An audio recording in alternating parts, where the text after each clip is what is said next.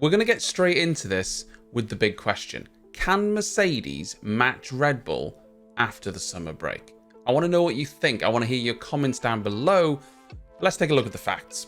Mercedes have been looking more competitive over the past few races, we know that, but they're still a long way from matching Red Bull. Mercedes themselves believe the gap is around 0.3 of a second per lap to Red Bull and still a tenth to Aston Martin on average. In F1 terms, that's still a large gap, but Mercedes believe they could gain that back in 1 or 2 upgrades, and that in itself is a bold claim. But the other teams, they don't stand still. I mentioned in a previous video that Mercedes are bringing a big upgrade to Silverstone, confirmed by Toto Wolff, but he also said there was another smaller upgrade coming after Silverstone but before the summer break. That means Hungary or Spa, as they're the 2 races before that break. In my last video I mistakenly said Spa was after the summer break, but I was of course wrong. It is the last race beforehand. That means the next race in Austria is likely to have no upgrades, then Silverstone with the big upgrade, which means Hungary or Spa is when they're going to bring that second upgrade. A Mercedes engineer has said that the team are just 1 upgrade away from winning a race this season. And to go even further than that, Toto Wolff said this: "If we improve with the latest update from Silverstone after the break, we will be able to fight with Red Bull." Well, that all sounds great, doesn't it?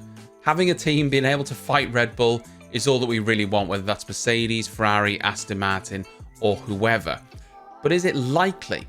Well, if it's going to happen towards the end of the season and the beginning of next season, because likely Red Bull are already working on next year's car, such as their performance gap over the other teams. But because of Red Bull's penalty for breaching the cost cap in 2021, later in the season and next year could be far more critical.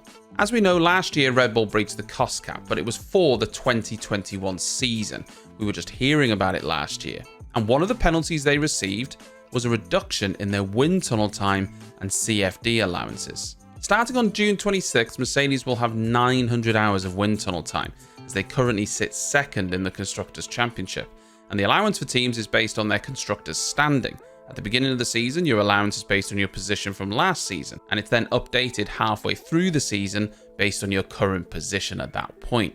As such, and because, well, let's face it, Aston Martin have only had 1 car scoring points, and Mercedes have had 2, Mercedes have jumped ahead of Aston, meaning Aston will have more wind tunnel time than them in the second half of the season. They're going to have 960 hours.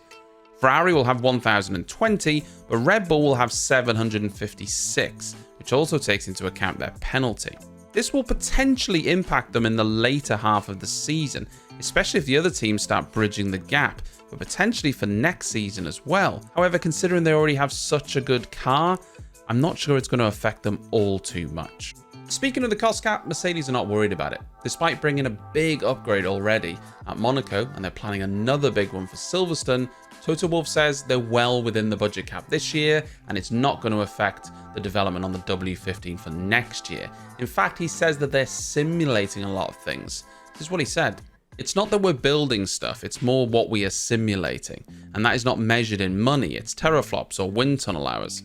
The good thing is that we are constantly learning about what the car is doing. There are going to be some fundamental design changes for next year, but it's not that we're building stuff." Exactly what's going to change on this Mercedes W14 car this year is anyone's guess. It's not that it's a secret, it's just that we don't know yet. But we do know the areas they need to improve. Rear suspension is going to be one of the main focuses, because rear end stability and rear end downforce is what the drivers have complained about most. Perhaps as well we could see some refinement to the side pod design, because compared to Aston Martin and Red Bull, Mercedes are lacking in that area with an undercut. So maybe we might see a more sculpted side pod with perhaps more of an undercut to energize the flow towards the rear of the car and improve the car in the lower speed corners. I'm not sure if Mercedes can challenge Red Bull after the summer break. That car is already so quick, and Red Bull aren't just going to stand still. I'm sure they've got upgrades up their sleeve to get more performance out of that car. I just hope that someone can challenge them. If that's Mercedes, Aston Martin, or Ferrari, they're all showing signs that they're creeping forward towards Red Bull. And toward the end of the season, when this CFD time actually kicks in and maybe has more of an effect, that's when we might see it. I'm really looking forward to Austria. I hope you enjoyed this video. I'll see you next time.